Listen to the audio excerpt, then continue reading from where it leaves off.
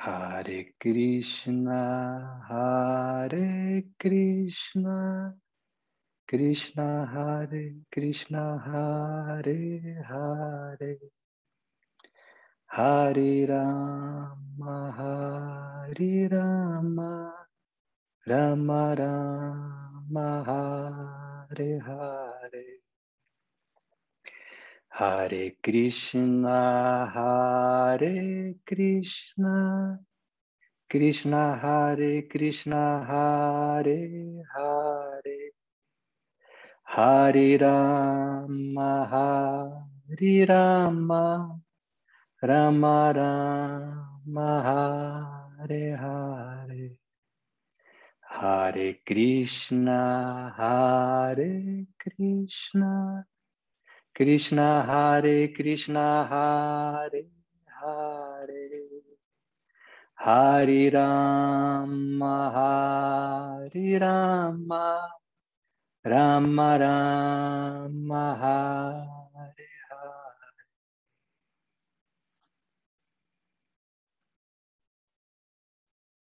Prometi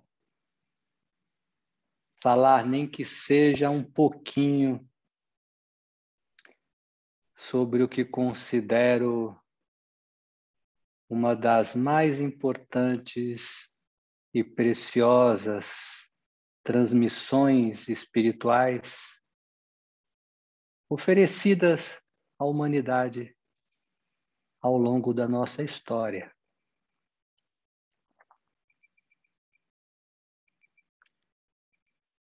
Organizado na forma de um livro,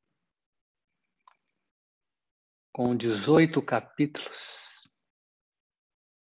e 722 versos, a Bhagavad Gita, ou a Sublime Canção do Senhor, tem como tema central a batalha interior, vivida por toda entidade humana em evolução neste plano da existência. É um texto religioso hindu, faz parte do épico Mahabharata, que é a grande história da Índia. O Mahabharata é, por sua vez, um compêndio de toda a sabedoria universal. Conta a história da Índia e também da humanidade. É dito que o que não está no Mahabharata não existe no mundo. Maha, grande, completo. E Bharata é o nome da Índia antiga. A Índia que é a mãe da espiritualidade, a mãe desse conhecimento, dessa ciência da autorrealização. Então, a Bhagavad Gita, Gita, canção, Bhagavan, Senhor, Senhor Supremo. Então, a Bhagavad Gita, a canção do Senhor Supremo, ou a sublime canção, é um capítulo desta história da Índia ou da humanidade. Embora tenha sido transmitida mais recentemente que a parte principal do Mahabharata,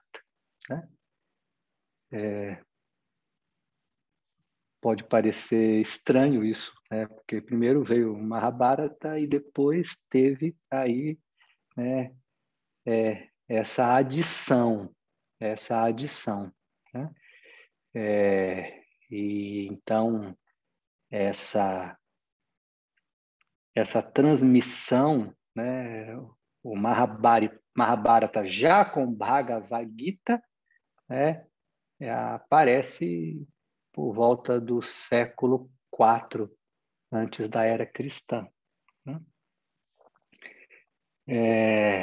No Ocidente chega bem depois, lá por volta do século XIX, né?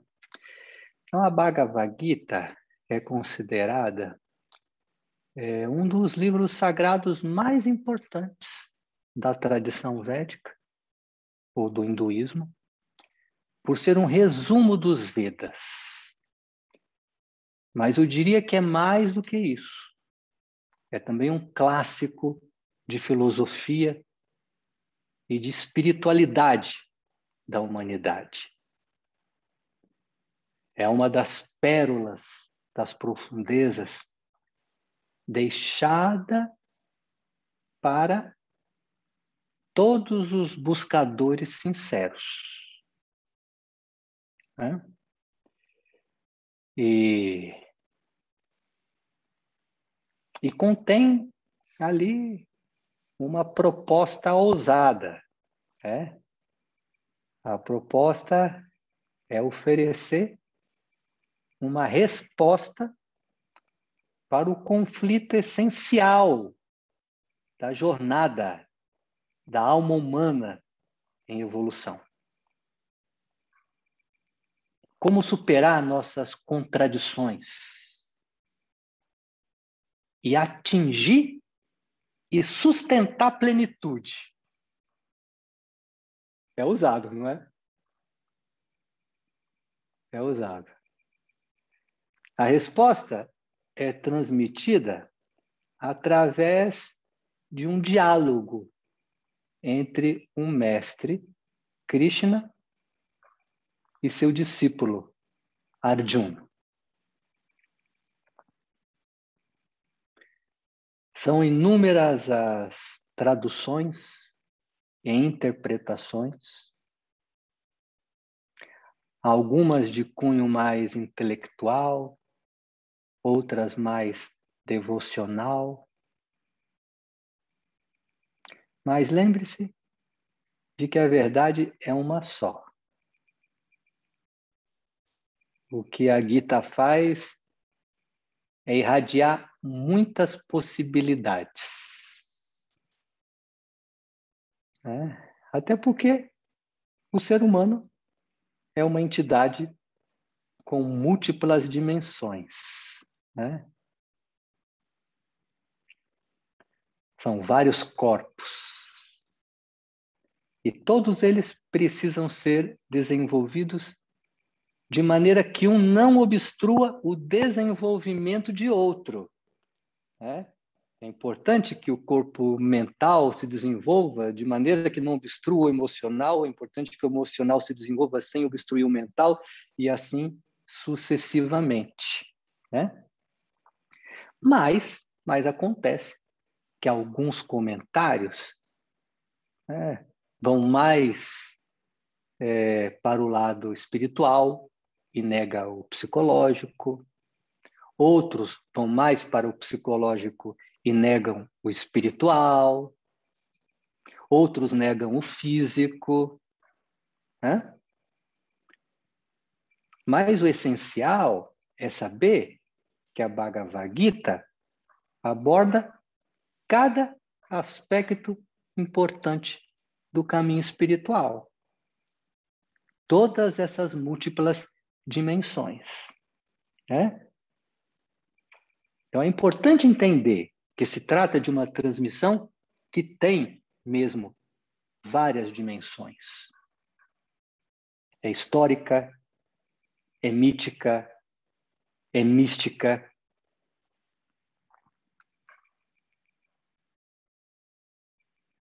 Há indícios de que a batalha descrita no livro realmente aconteceu. O Kurukshetra, que é o campo onde aconteceu a batalha, é também um local físico, que está lá entre Haridwar e Delhi. Quem sabe um dia possamos ir juntos visitar esse lugar. Tenho vontade de visitar esse lugar com você.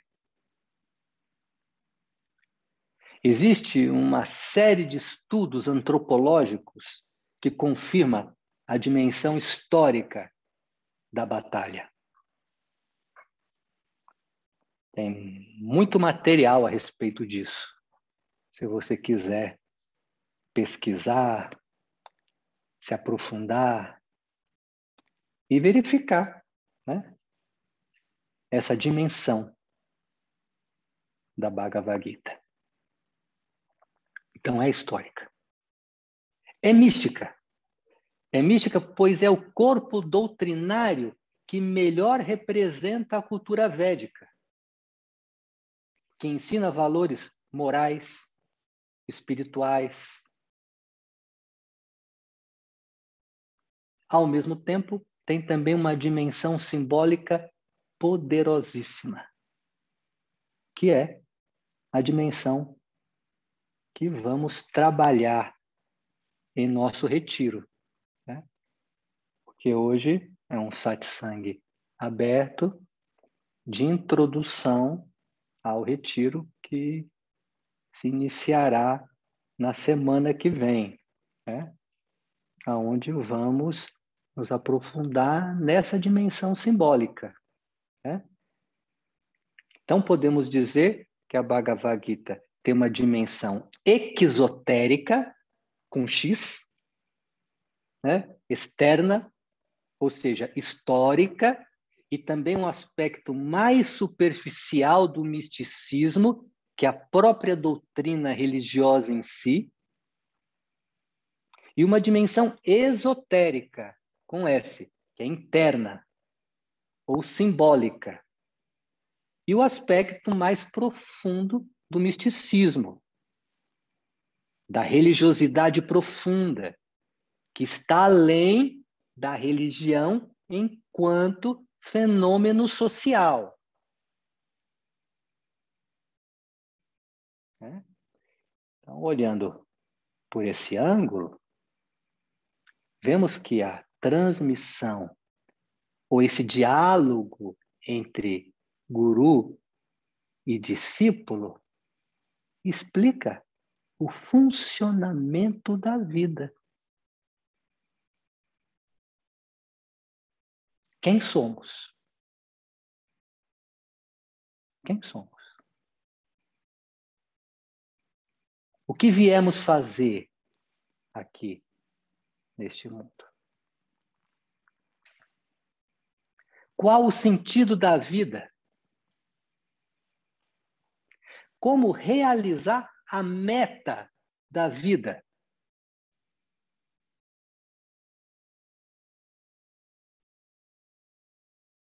Então, essa é a dimensão que mais interessa para nós, alunos da Diagô. Né?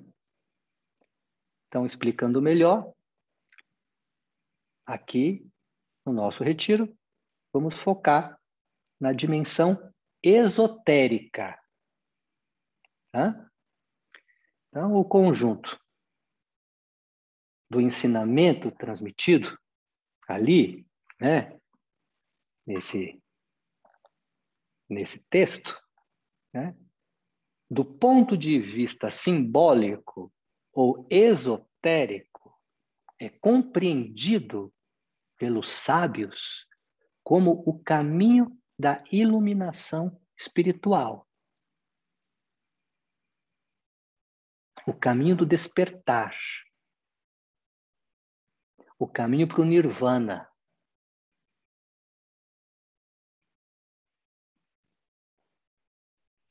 É a essência do Sanatana Dharma, ou religião eterna, ou caminho da iluminação espiritual. Então, o conjunto do ensinamento transmitido aqui é o método conhecido como yoga em Dharma, o método que possibilita a transcendência do sofrimento. Então, como estudamos em retiros anteriores, especialmente no curso Removendo os Obstáculos da Vida e no intensivo do livro Transformando o Sofrimento em Alegria, vimos que todo ser humano carrega em si uma contradição.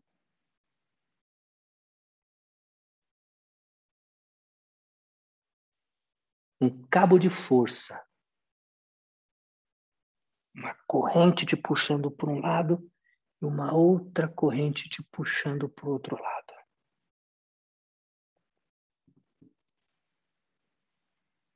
Que ali eu simplifiquei chamando de não e sim.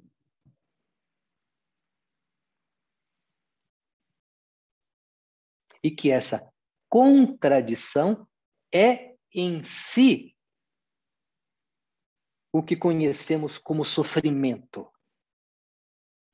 Ou, no mínimo, é a raiz dele. No mínimo, é a raiz dele. Então, falamos de um lado nosso, consciente, que diz sim para algumas coisas, que às vezes busca freneticamente atingir um objetivo, e um outro lado nosso, geralmente inconsciente, que diz não para a mesma coisa. Estão lembrados dessas aulas?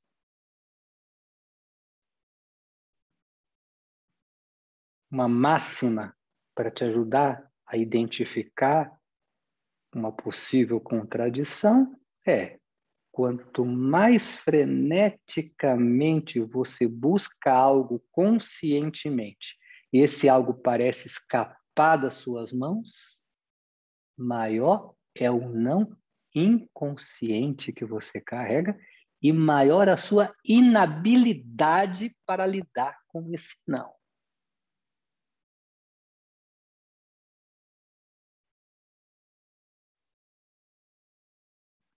O ser humano em desenvolvimento é um canal de luz e de sombras.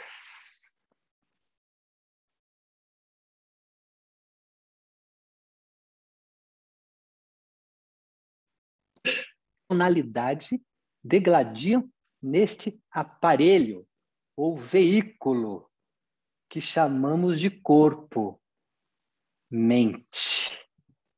Corpo, mente.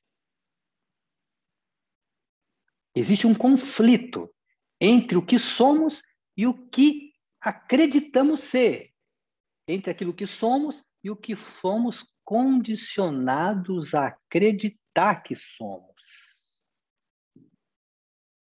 Essa batalha é travada no eixo cérebro-espinhal, onde estão as terminações nervosas e as conexões com os órgãos físicos e também com os órgãos sutis, como os chakras, as nadis, que são os condutos por onde circula a energia sutil. Então, nesse sentido, o nosso corpo, ou ainda mais especificamente esse eixo cérebro-espinhal, é o Kurukshetra, é o campo da batalha. Então, podemos dizer que essa batalha que é travada no Kurukshetra é entre os nossos desejos conscientes e o programa subconsciente que carregamos, que normalmente nos leva para uma direção diametralmente oposta. Tá claro? Tá? Então, vimos que o nosso sim é uma corrente majoritariamente consciente e o que não é uma corrente majoritariamente inconsciente. Um programa enraizado no subconsciente através de condicionamentos que deu origem a um sistema de crenças. Muito bem. Mas essas forças ou complexos autônomos são muito mais do que tendências psicológicas ou emocionais. Muito mais. Muito mais. Mas, como ponto de partida para um conhecimento mais profundo dessas forças, se pudermos identificar os nãos e os sims, já é um bom começo. Já é um bom começo. Né? Porque conscientes disso, certamente já estaremos progredindo bastante na jornada. Bastante. Escute o que eu estou lhe dizendo. Isso não é pouca coisa, isso é muito. Isso é muito. São raros os seres que têm essa consciência. Se pudermos identificar os nãos que impedem o sim de se manifestar e de se sustentar, estaremos de fato progredindo. Progredindo. Muito bem. Então, como superar as sombras ou os nãos e se estabelecer na luz? Como se estabelecer no sim? Essa é uma pergunta que uma pessoa sensata faz em algum momento da sua vida.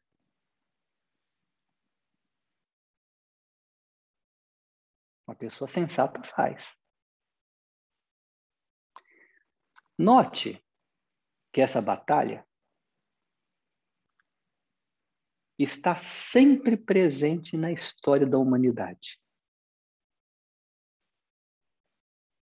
É uma batalha que acontece dentro e fora de nós. Em qualquer cosmovisão adotada, veremos essa batalha. De acordo com Satya Sai Baba, na época de Rama, o avatar anterior a Krishna, o bem e o mal estavam separados por uma grande distância de terras. Seres divinos e seres demoníacos viviam em países diferentes.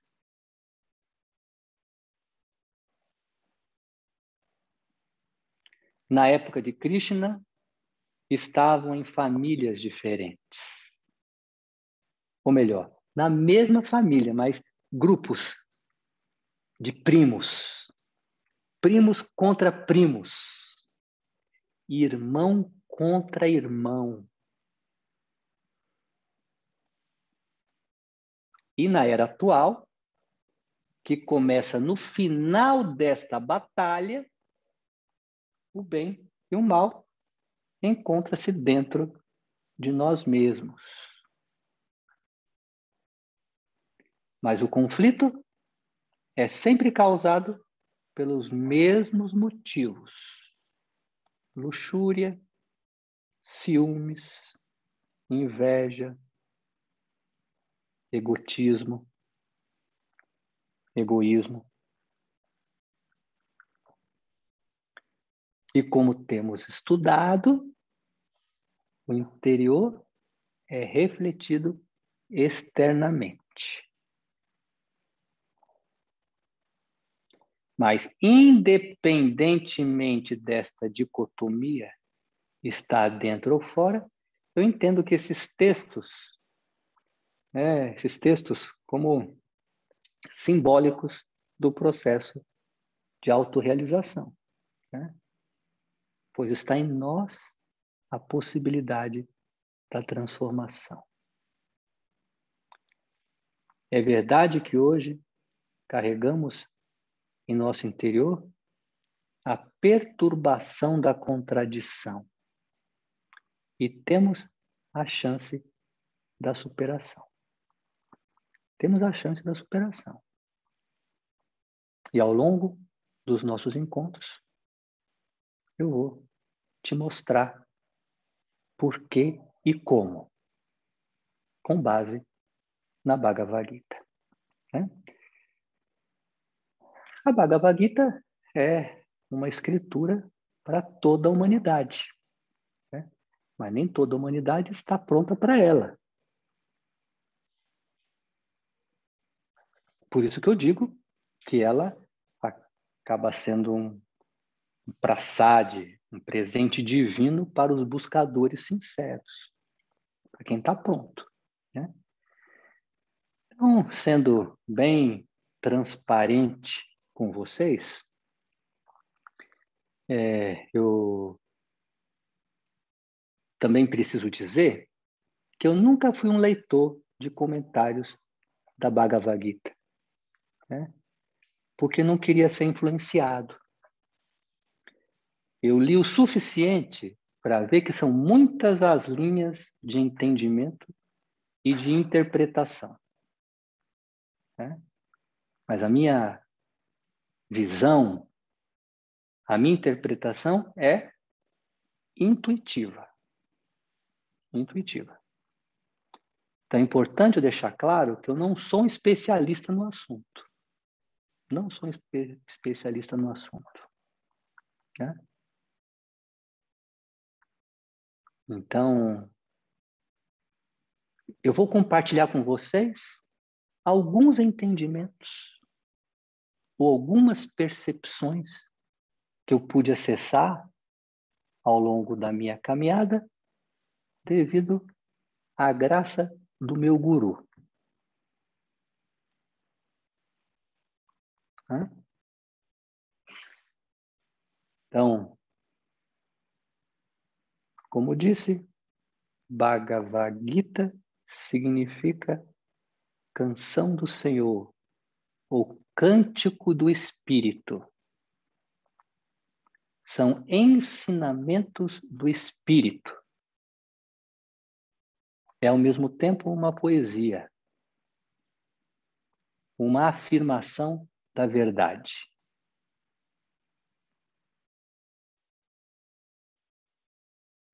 Embora a didática seja relativamente acessível, pois se você tem um pouco de intelectualidade, você pode entender a base do que está sendo ensinado ali. Porém, o entendimento mais profundo, a essência, só é possível através de um guru.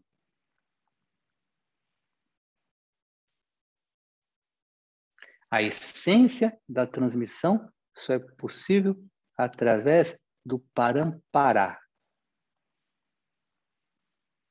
que é a cadeia sucessória. Pois é um processo iniciático. Só é possível transformar tal conhecimento em sabedoria quando se respeita o princípio central do caminho da iluminação, que é o parampara.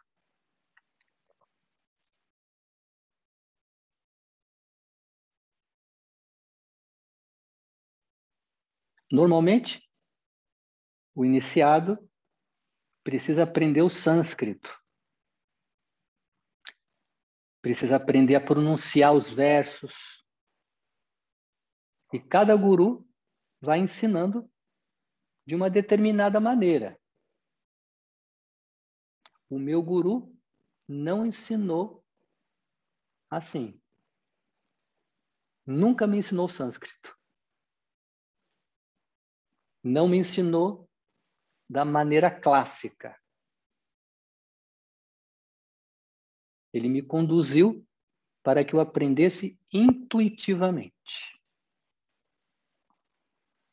Me conduziu, fez com que a Gita fosse se revelando, se mostrando para mim de uma forma natural, espiritual. E é um pouco dessas percepções que eu quero compartilhar com vocês. Né? Então, por exemplo, ele me fez entender que a Bhagavad Gita é a mais conhecida escritura da Índia. Todos os mestres das várias diferentes linhagens confiam nela como fonte da verdade. Seus versículos nos dão acesso à realidade que transcende aquilo que os nossos sentidos podem captar. O Maharaj disse que cada versículo contém o universo. Nos coloca além de Maya.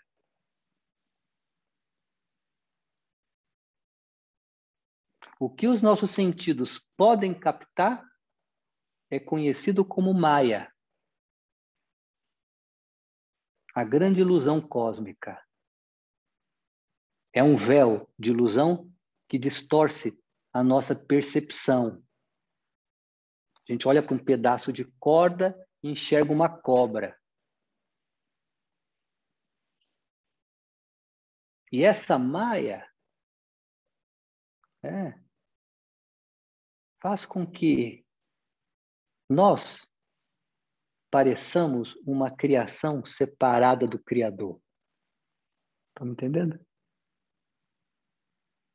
Essa ideia de separação entre criatura e Criador é uma das causas do sofrimento ou da contradição que carregamos. Estão entendendo?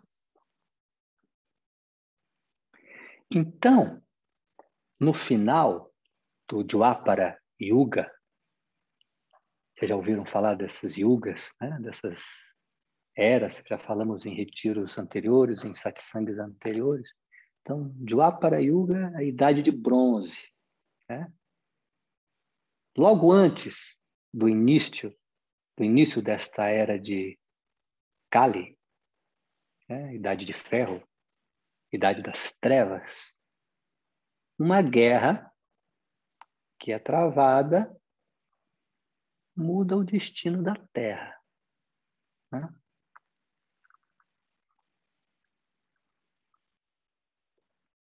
Então, em dado momento, duas famílias travam uma batalha,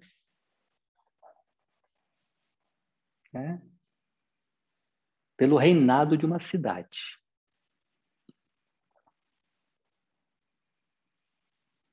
Dois grupos familiares lutando pelo comando de uma cidade gera um drama de consciência em Arjuna, que reluta em lutar. E Krishna, como condutor da carruagem de Arjuna, revela como o mestre que ensina a importância de lutar essa batalha. Krishna é um avatar, uma encarnação do Senhor Vishnu, segundo Logos, o aspecto conservador de Deus.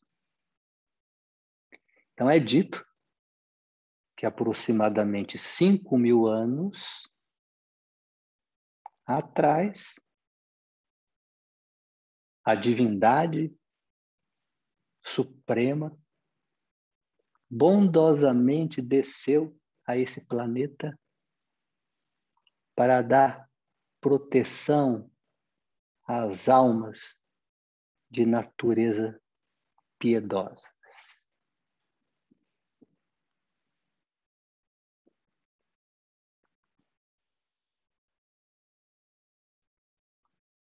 Havia um conflito, uma disputa pelo reinado, 2 exércitos se formaram, as forças do bem e do mal estavam encarnadas em uma mesma família. E uma batalha inevitável aconteceu. Então, defendendo os interesses divinos, estava Arjuna, que comandava os virtuosos Pandavas.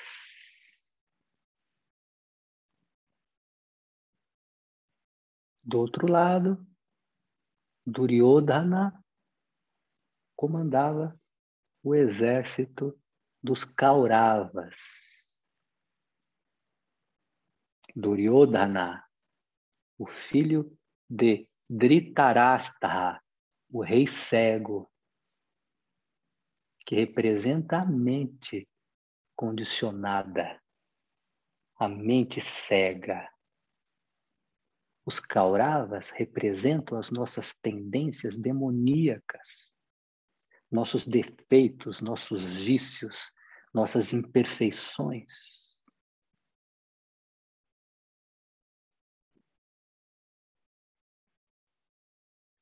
O irmão mais velho de Arjuna era o bondoso Yudhishthira, a retidão personificada. Ele estava para se tornar o imperador do mundo. Estava para haver uma encarnação massificada da justiça.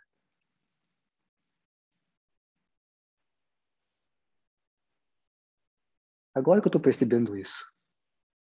Ele estava para se tornar o imperador do mundo, o que causou uma grande inveja no coração de Duryodhana. Embora fossem primos e devessem viver pacificamente, Duryodhana não suportava a luz dos seus primos. Na verdade, primos irmãos, porque eles cresceram juntos, né? E os Kauravas sempre planejavam maneiras de destruir os Pandavas. Sempre. Basicamente por ciúmes e inveja. Basicamente ciúmes e inveja.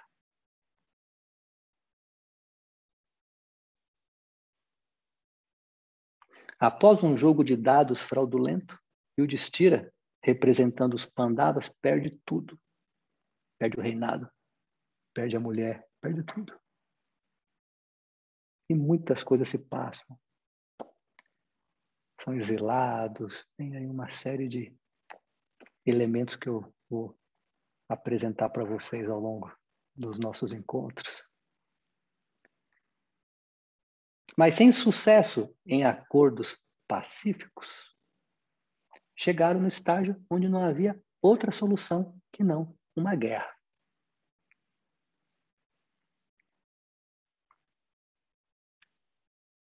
Duryodhana nunca aceitou qualquer proposta de paz.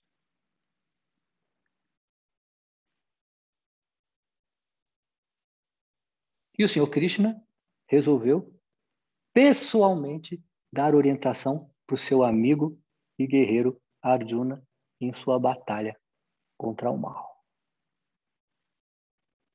A batalha está a ponto de começar e Arjuna, em meio aos dois exércitos. Naquele momento, Krishna para tudo e dá essa chance para Arjuna tomar consciência do que estava se passando.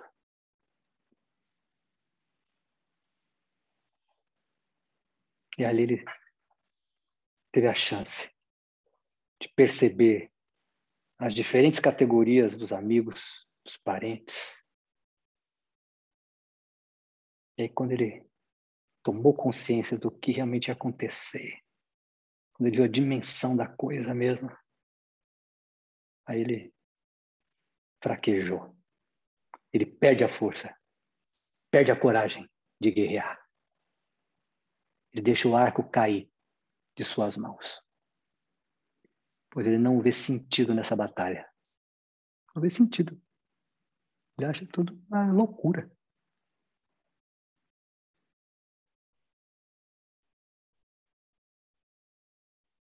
Como receber uma herança manchada de sangue?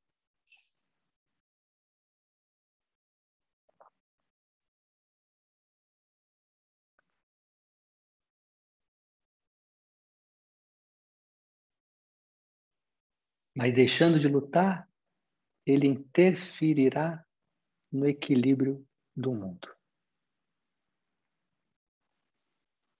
E Krishna faz uma fotografia dessa fraqueza de Arjuna.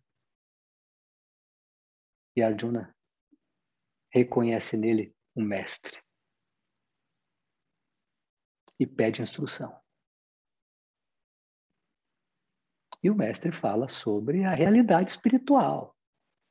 Sobre a dimensão espiritual daquele fenômeno. Daquela batalha.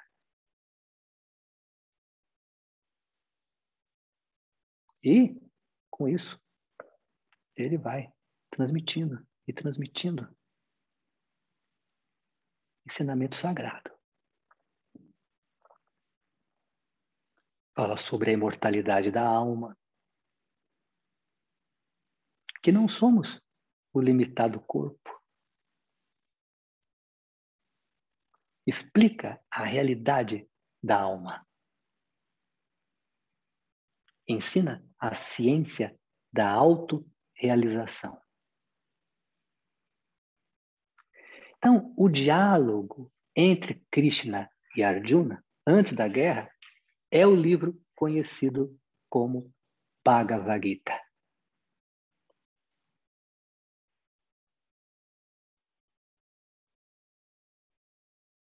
Vou sugerir para vocês alguns áudios, alguns vídeos que contêm um bom resumo dessa história, para que vocês possam se aproximar mais, para que possam se aproximar, né? Se aproximar e aí fazer as perguntas. E em nosso retiro, eu vou estar respondendo essas perguntas, né? Pelo menos as perguntas que me for possível responder, certo? Mas, hoje, talvez eu possa introduzir, talvez eu possa fazer possa introduzir a introdução. Introduzir a introdução, né? Então, eu tento sempre ser o mais didático possível. Né? Às vezes não consigo, mas eu tento ser. Né? Eu tento falar de coisas profundas e complexas de uma forma fácil. Né? Então, vamos ver se eu consigo aqui. Tá? Vamos ver se eu consigo aqui. Muito bem. Então, essa transmissão, ou a sublime canção, começa com o sofrimento do discípulo Arjuna.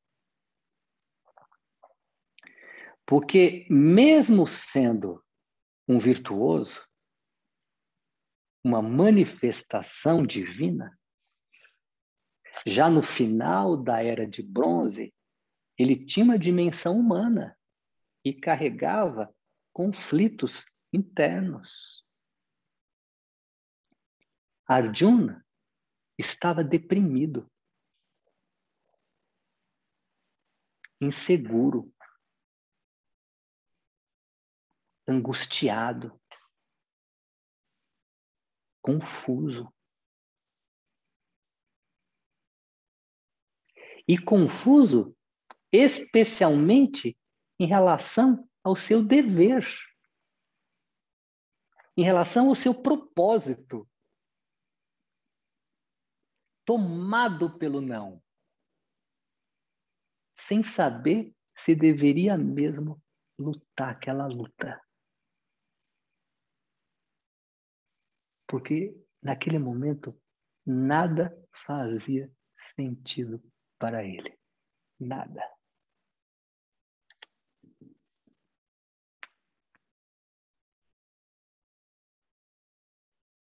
Qualquer semelhança será mera coincidência?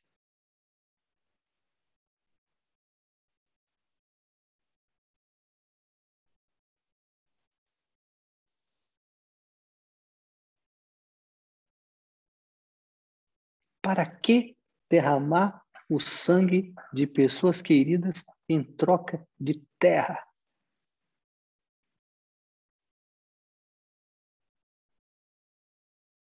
Em troca de posição, de poder?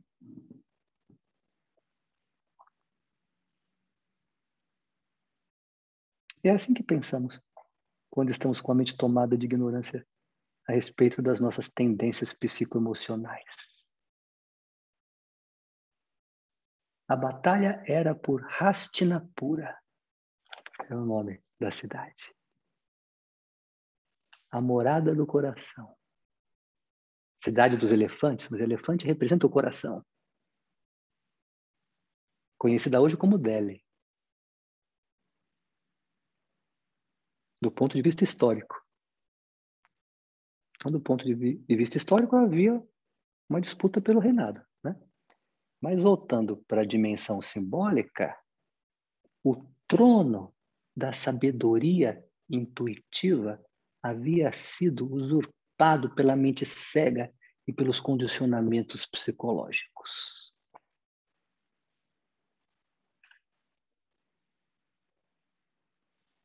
Isso é tão atual, não é?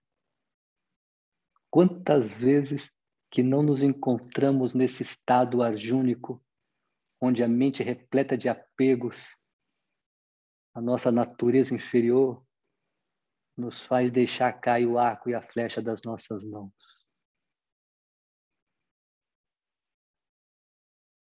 Quantas vezes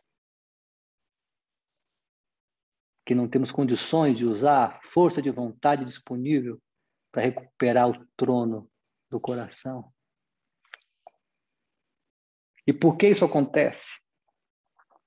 Devido ao nosso treinamento, a forma como fomos condicionados. Aprendemos a ter orgulho de ser orgulhosos. Fomos condicionados a ter medo de sentir medo, a ter medo de perder nosso medo. A natureza inferior tem sido nossos grandes mestres, professores, parentes, amigos. Quem não teve na vaidade um grande protetor?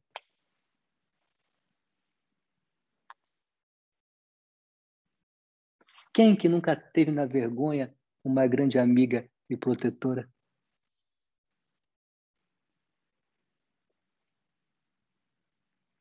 Quem não aprendeu a retirar prazer da culpa e do vitimismo?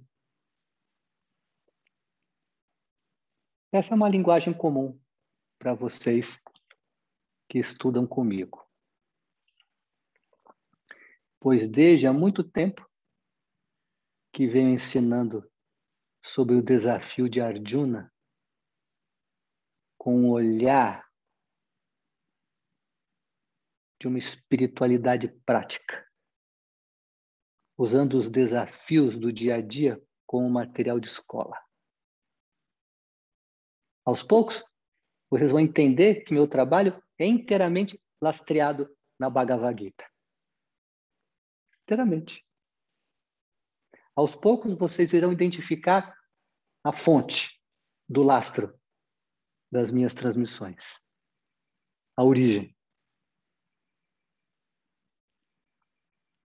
Meu discurso é uma maneira de contextualizar e simplificar o acesso a esse saber universal e atemporal. Arjuna é o nosso eu consciente.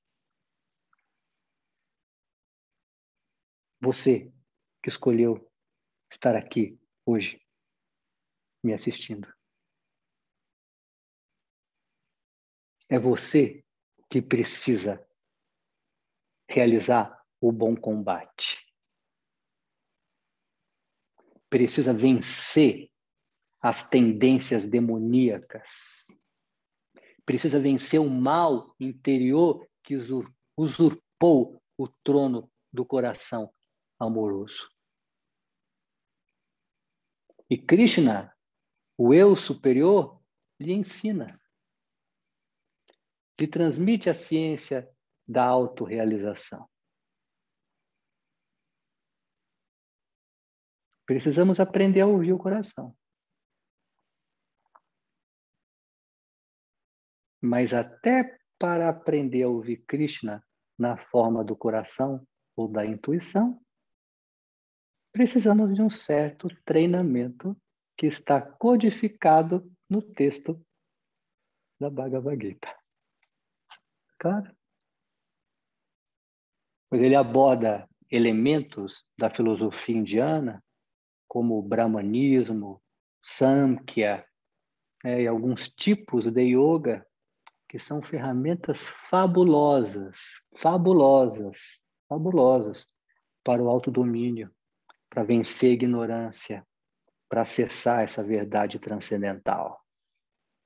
Então, ali, ao receber o conhecimento, Arjuna se liberta do sofrimento, que se manifesta como apegos, impotência, medo, culpa, dúvidas, ignorância.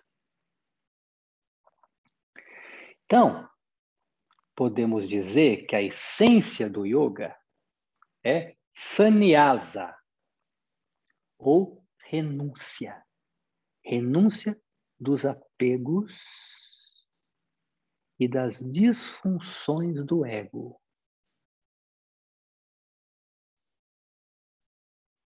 Meu guru simplificou, chamando de sacrifício do ego. Em dado momento, o yogi ouve, sacrifique o seu ego. Isso se dá quando experienciamos samadhi. Samadhi, que é a experiência da unidade. Quando vamos além de Maya. Por isso é dito que o objetivo do yoga é samadhi, ou experiência da unidade. Para que o yoga?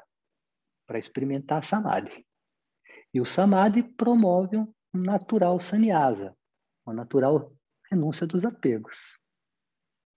Só quando você experiencia Deus, você larga o mundo. Ou o apego ao mundo. E isso precisa ser bem compreendido. Eu não quero que você mistifique essa renúncia. Você não deixa de viver no mundo e nem de utilizá-lo, mas deixa de sofrer as dores dos desejos e aversões em relação a ele. Tá claro? Ok? Isso é o sannyasa que se dá através do samadhi, que por sua vez acontece quando dominamos nossa mente através do yoga ensinado por Krishna. Ok? Então, eu disse que o tema central da transmissão, ao meu ver, é o trânsito do sofrimento para a libertação que se dá através da renúncia, do sannyasa. A renúncia do ego disfuncional tomado de ignorância. A renúncia dos desejos e aversões. Desejos e aversões que são subprodutos de nossa identificação com o ego, que se percebe separado da consciência cósmica.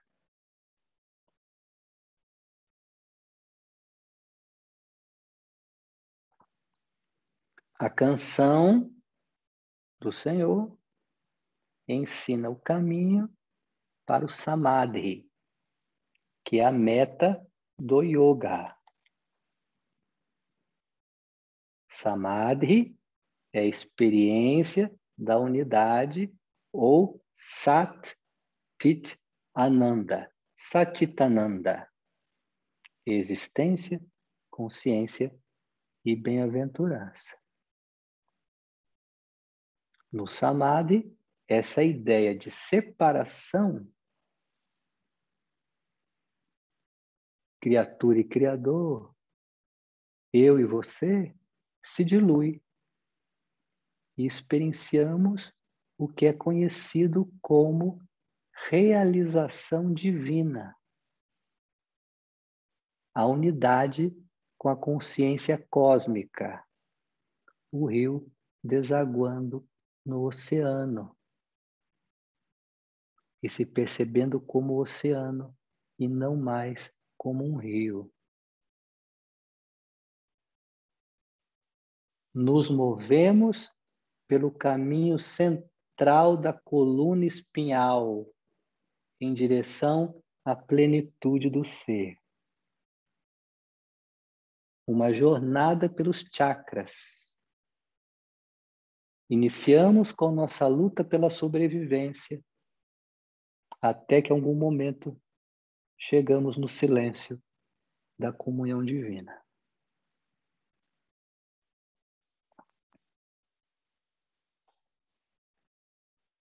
Então, nesse retiro, que eu estou chamando de Bhagavad Gita 1, porque é muita coisa, estou aqui fazendo a introdução da introdução. A introdução da introdução. Né? Quem sabe no final do semestre possamos fazer um nível 2. Nível 2. Mas nesse nível 1, vamos estudar os elementos simbólicos centrais do mito. Quais são os elementos centrais? A cidade disputada, Hastinapura. O campo de batalha, Kurukshetra. Os dois exércitos, Pandavas e Kauravas. O avatar, Krishna. E o principal, Pandava, Arjuna. Talvez. Talvez. Se houver tempo, podemos também incluir a carruagem em si, com os seus cavalos. Acho que é um bom começo, né? Acho que é um bom começo. Acho que é um bom começo. E aí, de pouquinho em pouquinho, nós vamos adentrar no texto. De pouquinho em pouquinho, vamos adentrar no texto. Quem sabe eu me arrisco a fazer alguns comentários.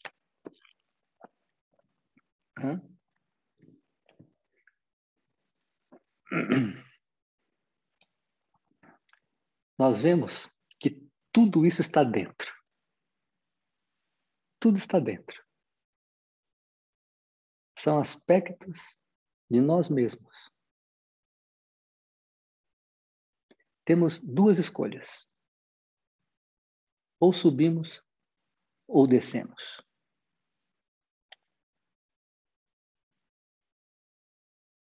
Ou é sim ou é não. Pandava ou Kaurava. E para a Bhagavad Gita fazer sentido, temos que nos localizar dentro dela.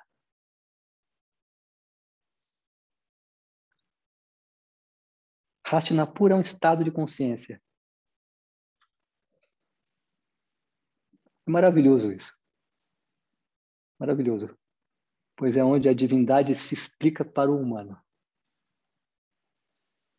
Arjuna faz perguntas a Krishna que ele responde. Assim. Então, a Bhagavad Gita pertence ao corpo das Upanishads, que é esse conhecimento recebido direto da fonte.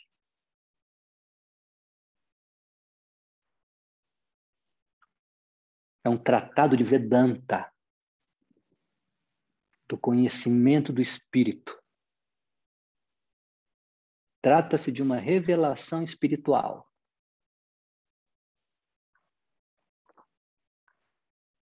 Então, o relato se refere à grande batalha dos Bharatas.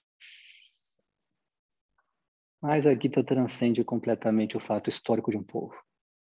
Assim como esse momento que estamos vivendo, com essa pandemia, desse parivata, tem muitas maneiras de interpretá-la. Muitas maneiras. Quem sabe, né, daqui a um tempo, umas décadas, nós vamos conseguir fazer uma leitura espiritual do que está se passando nesse momento. Né? Hoje, a gente pode fazer uma leitura do que aconteceu ali. Krishna e Arjuna, amigos inseparáveis. Atma e Diva. O ser divino e o eu individual. O guru e o seu discípulo. E os dois estão na carruagem, que é o corpo humano. Sobre o campo de batalha do Dharma desse Diva.